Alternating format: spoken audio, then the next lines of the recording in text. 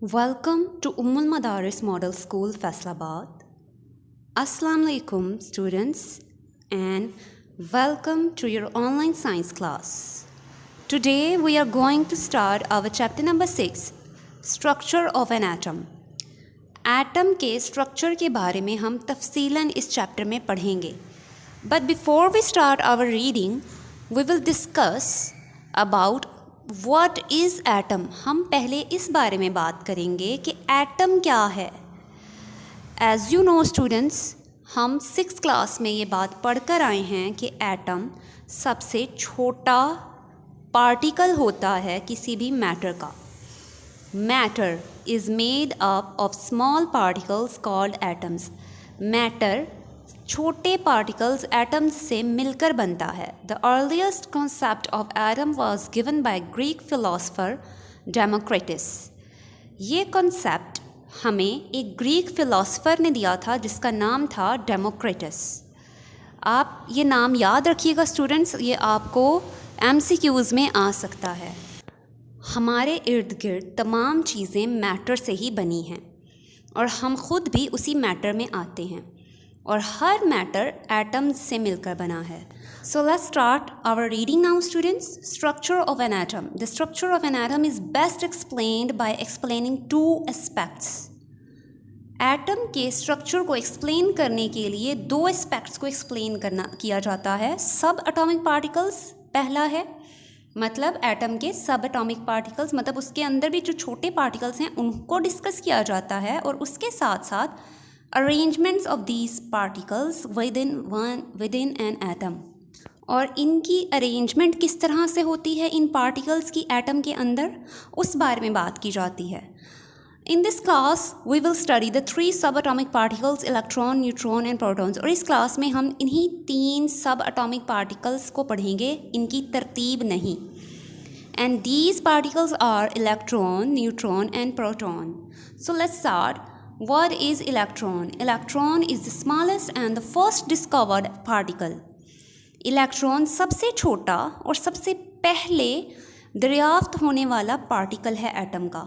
This discovery of electron made the atom divisible. और इसकी discovery ने ही, इलेक्ट्रॉन की डिस्कवरी ने ही, इसकी दरियाफ्त ने हमें ये बताया कि एटम डिविजिबल है, मतलब इसको मज़ीद तकसीम किया जा सकता है, ये मज़ीद छोटे पार्टिकल्स पर मुश्तमिल है. वरना इससे पहले हम समझते थे कि एटम मज़ीद तकसीम नहीं किया जा सकता. It was discovered by J.J. Thomson in 1897. इसको डिस्कवर करने वाले का नाम J.J. थॉमसन है और उसने इसको 1897 में डिस्कवर किया था. These electrons revolve around nucleus in specific paths. Nucleus क्या है? एटम का दरमियान वाला हिस्सा न्यूक्लियस होता है और इलेक्ट्रॉन्स उसके दरमियान वाले हिस्से के आसपास एक ख़ास रास्तों पर उसके इर्द गिर्द घूमते हैं. रिवॉल्व मतलब घूमना, और वो उन रास्तों से इधर उधर नहीं हटते. जैसा कि आप पिक्चर में देख सकते हैं स्टूडेंट्स, इलेक्ट्रॉन्स किस तरह से न्यूक्लियस के इर्द गिर्द रिवॉल्व कर रहे हैं. इसमें दरमियान वाला हिस्सा न्यूक्लियस है और इसके इर्द गिर्द घूमने वाले जो पार्ट्स हैं वो इलेक्ट्रॉन्स हैं. ये इसी तरह से इसके इर्द गिर्द नॉन स्टॉप घूमते रहते हैं और अपना रास्ता भी नहीं छोड़ते. Mass and size of an electron are extremely small. ये बहुत छोटे होते हैं, बहुत ज़्यादा छोटे. Electrons of an atom take part in a chemical reaction. और ये केमिकल रिएक्शन में मदद देते हैं, यही हिस्सा लेते हैं केमिकल रिएक्शन में. केमिकल रिएक्शंस के बारे में हम क्लास 6 में पढ़कर आए हैं. Now next topic is proton. What is proton? Proton is found in the nucleus of the atom. Proton atom के न्यूक्लियस में पाया जाता है. न्यूक्लियस मतलब वही दरमियान वाला बड़ा हिस्सा एटम का, और ये भी इलेक्ट्रॉन की तरह एक हिस्सा है एटम का. It was discovered by Rutherford in 1920. और ये 1920 में रदरफोर्ड ने डिस्कवर किया था. It carries positive charge. इसके ऊपर पॉजिटिव चार्ज होता है. Mass of proton is 1837 times greater than that of an electron. और इसका मैस, प्रोटॉन का मैस इलेक्ट्रॉन के मैस की निस्बत 1837 गुना ज़्यादा होता है। मतलब प्रोटॉन इलेक्ट्रॉन की निस्बत काफ़ी बड़ा पार्टिकल है।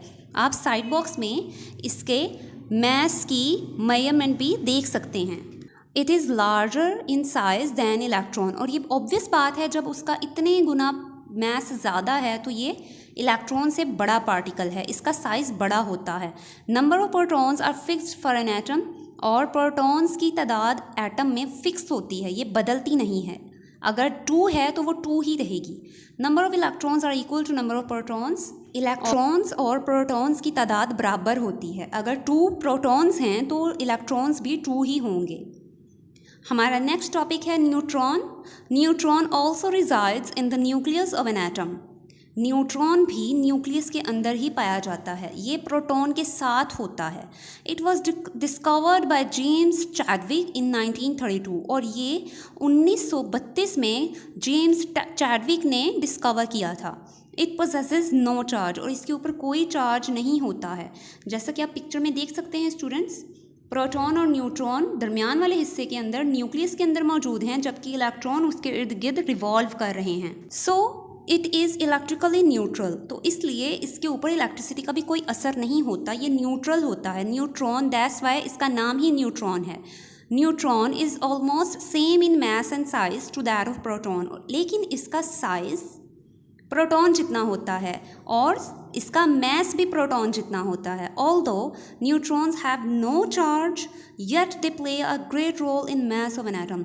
बेशक न्यूट्रॉन के ऊपर कोई चार्ज नहीं होता, लेकिन ये एटम के मैस पर बहुत बड़ा असर रखते हैं। क्यों? क्योंकि इसका भी प्रोटॉन जितना मैस होता है, तो ये न्यूक्लियस को काफ़ी बड़ा बना देते हैं। Now we have some more facts about atom, and what are they? First one is the word atom means undivided. Atom word का मतलब है ना तकसीम होने वाला।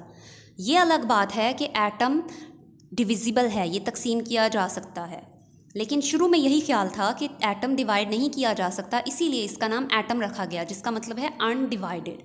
सेकंड है Atoms are the smallest particles that make up elements. Atoms सबसे छोटे particles हैं जो मिलकर elements बनाते हैं। और element क्या है, ये हम 6th क्लास में पढ़कर आ चुके हैं स्टूडेंट्स। एक ऐसा मैटर जिसमें तमाम atoms एक जैसे होते हैं, element कहलाता है। Third is an atom's identity depends on its number of protons. Third हमारे पास इसका फैक्ट है कि एक एटम को हम उसके अंदर मौजूद प्रोटॉन्स की तादाद से पहचान सकते हैं। फोर्थ है the 3 parts of an atom are protons, neutrons and electrons, और इसके 3 हिस्से हैं जो कि हैं प्रोटॉन, न्यूट्रॉन और इलेक्ट्रॉन्स, जिनके बारे में हम तफसीलन पढ़ चुके हैं। But the space between the electrons and the nucleus is vast. और क्या है 5वां फैक्ट कि स्पेस जो होती है, जो जगह होती है इलेक्ट्रॉन्स और न्यूक्लियस के दरमियान में, वो काफ़ी खुली होती है। सो एटम्स आर 99.9% एम्प्टी स्पेस। तो इस वजह से एटम 99.9% खाली जगह पर मुश्तमिल होता है। आई होप आज का लेक्चर आपको समझ आया स्टूडेंट्स। अगर इसमें कोई भी कन्फ्यूजन है, कोई भी पॉइंट आपको क्लियर नहीं हुआ है, तो आप मुझसे जूम मीटिंग में समझ सकते हैं। अपना काम नीटली किया करें स्टूडेंट्स। अगर वो नोटबुक का काम है तो उसको अंडरलाइन लाजमी किया करें, वक्त पर उसको G Suite पर सेंड करें और अपनी अटेंडेंस को सिक्योर करें। Thank you so much. अल्लाह हाफिज़।